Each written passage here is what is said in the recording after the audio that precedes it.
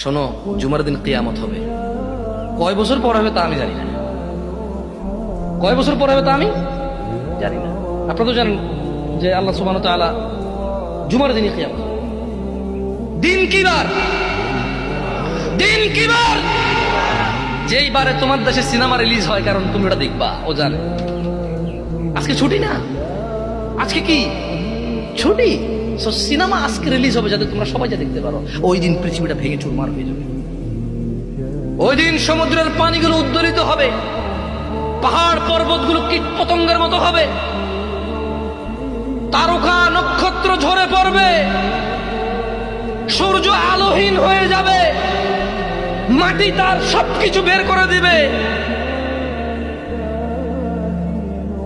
ওই দিন তুমি সিনেমা দেখো ভাই। আর কালকে শুক্রবার, এই জন্য আজকে বৃহস্পতিবার সারা রাত তুমি জেগে থাকবা। কেন?